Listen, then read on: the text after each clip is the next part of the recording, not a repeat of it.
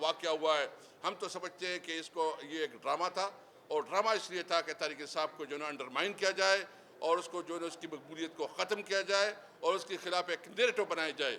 آپ کی 9 مئی کی نیریٹو کو آپ نے جتنا ٹی وی پہ چلایا، جو بھی کیا، 9 مئی کی نیریٹو کو عوام نے 8 فروری کو زمین بوس کر دیا ہے۔ اس کو آپ کے اس نیریٹو کو لوگوں نے مسترد کر دیا ہے۔ اس لیے ہمارا مطالبہ ہے کہ تمام جو اس وقت ہمارے جیلوں میں ہمارے سیاسی قیدی ہے، ان کو رہا کیا جائے، اور جو آفیسر اس میں ملوث ہے، جنہوں نے اس ناجائز کام میں غیر قانونی کردار ادا کیا ہے، ان کو سمجھنا چاہیے کہ ان کے خلاف انشاءاللہ قانون کے مطابق ان کو سزائیں ملے گی انشاءاللہ تعالی۔ بہت مہربانی، ہم امید رکھتے ہیں کہ یہاں لاہور کے، اور دوسری بات یہ ہے کہ جو اس وقت عدلیہ کے ساتھ جو کچھ ہوا، جو چیف ججز نے کیا، اور میں ایک بات کرتا ہوں بس صرف وضاحت، جو ہمارے پشاور کے ججز نے جو اعتراض اٹھایا ہے، اور جو اس نے اپنے کنسرن دکھائے ہیں کہ جب ہم کوئی ان کی بات نہیں مانتے تو ہمیں افغانستان سے کالز آتی ہے، افغانستان سے ہمیں ٹیلی فون آتے ہیں۔ اچھا، آپ جو ہے نا اس کو دبانے کے لیے کون سے ذریعے استعمال کرتے ہیں کہ آپ افغانستان سے طالبان کے نام پہ کال کر کے اس کو دباتے ہیں؟ یہ قابل مذمت ہے۔ آپ پشاور کی چیف جسٹس کو، جو کہ ایک بہت بہادر چیف جسٹس تھا، جس نے میرٹ کے مطابق فیصلے کی، آپ کے دباؤ میں نہیں آیا، آپ نے اس کو جو ہے نا اس کو سپریم کورٹ میں اس کو موقع ہی نہیں دیا، اور یہ قاضی پائزی صاحب کی رسپانسبلٹی ہے کہ آپ کیوں اس طرح اپنے آپ کو متنازع بنا رہے ہیں، کہ آپ جو ہے نا جس طرح اس کا حق تھا، آپ کے پاس پوسٹ بھی اویلیبل تھی، پھر بھی موقع نہیں دیا گیا۔ اور یہ خیبر پختونخوا کے صرف یہ مسئلہ نہیں ہے، آپ نے سینٹ کی نمائندگی اسی چینی ہے، آپ سینٹ میں جو اس کی حق تھا، جو اس کی نمائندگی تھی، اس کے بغیر آپ نے الیکشن کروایا اپنے چیئرمین۔ کیا یہ فیڈریشن ہے؟ سینٹ کا تو مقصد یہ ہے کہ وہ تمام صوبوں کی اکائی ہے، اور تمام صوبوں کی نمائندگی ہوتی ہے، اور فیڈریشن کی مضبوطی کے لیے کیا گیا تھا۔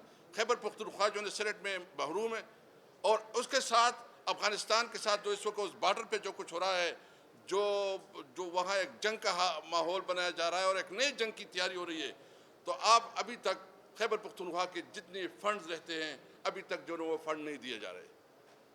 ہماری صوبائی حکومت کو اپنے جو ہم چاہتے ہیں کہ وہ آفیسر آئے، وہ آفیسر نہیں دے رہے، فنڈ نہیں دے رہے۔ ہمارے چیف جسٹس کو آپ جو ہے نا سپریم کورٹ کو موقع نہیں دے رہے۔ جو ادھر دہشت گردی کی جو اس وقت حالات ہیں آپ کے سامنے ہے سب کچھ، اس کے حوالے سے جو ہے نا آپ ہمارے ساتھ سپورٹ نہیں کر رہے ہیں، تو یہ تو آپ فیڈریشن کو نقصان پہنچا رہے ہیں۔ اور یہ خیال ہے کہ ہم اس طرح بیٹھے رہیں گے، آپ ہمیں دیوار سے لگائیں گے، آپ ہمارے حقوق نہیں تسلیم کریں گے، اور پھر بھی آپ حکومت چلائیں گے۔ یہ بات بالکل ہم علی امین صاحب کے ساتھ ہے کہ اگر آپ ہمیں اپنے فنڈ نہیں دیتے، ہمارے اپنے حقوق نہیں دیتے، تو ہم آپ کو بتاتے ہیں کہ آپ نے حکومت نہیں کرنی انشاءاللہ۔ Thank you. بہت شکریہ محترم جناب اسد کیسر صاحب، اور اب بالکل آپ کے جو صحافیوں کے حوالے سے جذبات ہیں، ہاں جی نہیں آ رہی ہے، تھوڑی سی آواز کام کی ڈسٹارشن تھی۔ میں آخر میں گزارش کروں گا محترم جناب محمود خان اچکزئی، سینئر سیاستدان ہیں اور تحریک تحفظ آئین پاکستان کے سربراہ بھی ہیں، کہ وہ اس میٹ دی پریس میں اپنا اظہار خیال کریں۔ بہت شکریہ سر۔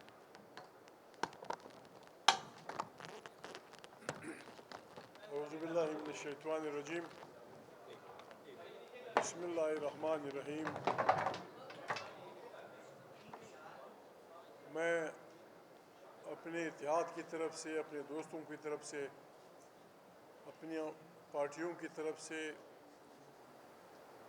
آپ کا انتہائی مشکور ہوں کہ آپ نے ہمیں یہاں پریس کلب میں آنے کی دعوت دی، اور پھر بڑی تعداد میں ہمارے پریس کے بہت سارے دوست یہاں آئے، ہمیں عزت بخشی۔ خدا آپ کو عزت دے۔ لاہور کے لوگ ویسے بھی مشہور ہیں زندہ لاہور، اب ان کو یہ بتانا کہ کیا ہوا ہے، کیا نہیں ہوا ہے، کیا کرنا ہے، یہ وقت ضائع کرنے والی بات ہوگی۔ پاکستان میں جتنے بھی الائنسز بنے ہیں پارٹیوں کے، وہ اکثر اس بنیاد پہ بنتے تھے کہ فلانی رجیم کو گرانا ہے، فلانی حکومت کو خراب کرنا ہے، فلانے کی جگہ فلانے کو بچانا ہے۔ میرے خیال میں یہ واحد محاذ ہے جو اس بنیاد پہ بنا ہے کہ یہاں آئین کی بالادستی قائم کرنی ہے. آئین کی بالادستی، آپ سب تعلیم یافتہ لوگ ہیں، آپ پڑھے لکھے لوگ ہیں. آئین ایک کاغذ کا ٹکڑا نہیں ہوتا. آئین رہنے والے انسانوں کے درمیان ایک سماجی معاہدہ ہوتا ہے. کوئی ملک بغیر کسی معاہدے کے نہیں چلتا. ملک کے لوگ بیٹھتے ہیں، ایک قسم کے لوگ ہوں یا بہت سارے زبانیں بولنے والے لوگ ہوں یا بہت سارے عقیدے والے لوگ ہوں، تو بیٹھ کے ان مشکلات کو یا ان کمزوریوں کو دیکھتے ہوئے ایک معاہدہ کرتے ہیں. ابھی یہ آدمی جو میرے ساتھ بیٹھا ہے، یہ میری مادری زبان نہیں سمجھتا. یہ جو میرے ساتھ بیٹھا ہوا ہے، میں اس کی مادری زبان نہیں سمجھتا. لیکن ہمیں اس آئین نے پرویا ایک دوسرے سے زنجیر کی کڑیوں کی طرح ہمیں باندھا ہوا ہے. اس میں واضح طور پہ اعلان ہے کہ آئین کی بالادستی ہوگی. ون مین ون ووٹ کی بنیاد پہ جو پارلیمان منتخب ہوگی وہ طاقت کا سرچشمہ ہوگی. وہاں منتخب لوگ بیٹھ کے چھوٹے مسائل سے لے کر انٹرنیشنل مسائل تک بحث کریں گے، اور تمام ملک کی داخلی اور خارجہ پالیسیاں وہاں سے اوریجنیٹ ہوں گی. ہر ادارہ، کوئی ملک، یعنی ہمیں ایسا پروپیگنڈا کیا جا رہا ہے کہ یہ سب باغی لوگ ہیں، یہ فوج کے مخالف ہیں، یہ ایجنسیوں کے مخالف ہیں، خدا نخواستہ یہ پاکستان کے غدار ہیں. ہم جاہل صحیح، ان پڑھ صحیح، لیکن اتنے پاگل ہم نہیں ہیں کہ ہم یہ کہیں کہ پاکستان کے پاس ایک مضبوط فوج نہ ہو. ہم یہ کہیں کہ ہمارے پاس سویلین اور ملٹری کی جاسوسی ایجنسیاں نہ ہوں. جاسوسی ایجنسیاں ملٹری کی یا سول کی، یہ حکمرانوں کے کان اور آنکھیں ہوتی ہیں. وہ حالات اکٹھی کرتی ہیں، پھر اپنی حکمرانوں کے سامنے رکھتی ہیں. ہماری خواہش ہے کہ ہماری فوج، خدا کرے، پاکستان کی بہترین پروفیشنل فوج بن جائے. اس کی جتنی بھی ضروریات ہوں گی ہم بہت تکلیف اٹھائیں گے، لیکن ان سامانوں، ان چیزوں میں انہیں ہم مایوس نہیں کریں گے. جو آلات حرب ہیں، جو جنگی ضروریات ہیں، جہاز ہو، فلانا ہو فلانا ہو. ہماری یہ بھی خواہش ہے کہ ہماری ایجنسیاں، اور ہیں بھی کمپٹنٹ، ایسی کمپٹنٹ ہوں کہ بالکل CIA بھی سے پیچھے رہ جائے. لیکن ہماری صرف ایک بات ہے کہ جس طرح دنیا کی افواج ایک آئین کے تحت ملک میں رہتی ہیں، آپ اس ملک پہ یہ احسان کریں کہ اس آئین میں جو آپ کا رول ہے اس رول میں رہیں. لیکن ایسا نہیں ہے.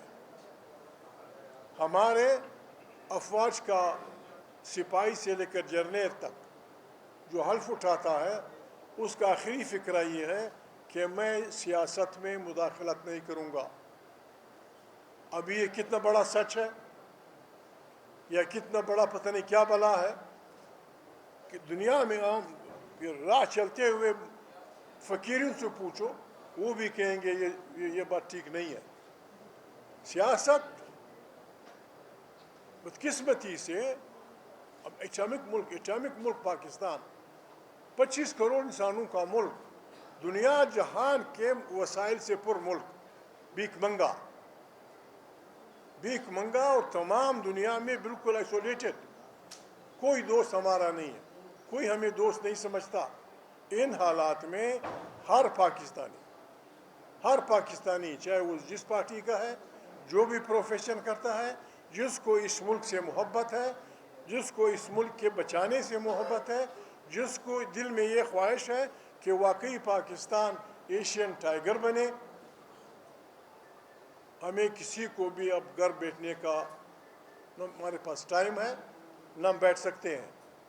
پاکستان جن مشکلات سے دوچار ہے، اب جرنلسٹ آپ جانتے ہیں. ان مشکلات کا علاج ہماری مشترکہ विजडम से निकलेगा। पाकिस्तान के तमाम महब वतन लोगों की मुश्तरक विजडम, मुश्तरका अक्ल मिला के हमने इस मुल्क को बचाना है और हम इस मुल्क को बचा सकते हैं। हम इतने बर्बाद हैं, इतने हम पता नहीं मैं क्या कहूँ, अल्फाज सख्त मुँह पे आते हैं, कह नहीं सकता। हमारा मुल्क टूटा, तहकीकात हुई, अभी तक हमें नहीं बताया गया कि जिम्मेवार कौन था। हमदुर्रहमान कमीशन बना, फलाना फलाना, फिर वो पता नहीं क्या हुआ। आज हालत ये है कि इस मुल्क में जो बिकता है वो अच्छा पाकिस्तानी है, जो दूसरे लोगों को ख़रीदता है वो अच्छा पाकिस्तानी है, और जो ये कहता है कि खुदा के लिए रहम करो, ज़र और ज़ोर की बुनियाद पे इंसानों के ज़मीरों को मत ख़रीदो, उसको पागल समझा जाता है।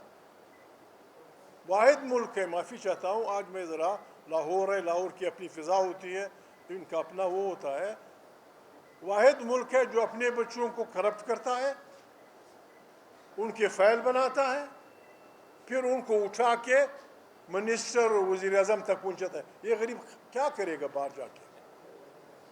जिसको आपने बनाया हो, खुदा न खास्ता वो दिन मेरी ज़िंदगी का आखिरी दिन हो अगर ये सब हुआ, खुदा न खास्ता आपने मुझे बनाया तरीके से प्राइम मिनिस्टर और मेरे इस दोस्त को बनाया वज़ीर ख़ारिजा, हम बैठे हैं एक आज़ाद मुल्क के पास अमेरिका में, मैं प्राइम मिनिस्टर की हैसियत से, साहब वज़ीर ख़ारिजा की हैसियत से, वहाँ बातें होती हैं। चूँकि हम खुद मुख्तार नहीं हैं, हम अपने पाँव पे नहीं खड़े, हम सही जमहूर की नुमाइंदगी नहीं करते। हर आर्टिकल आएगा कि भाई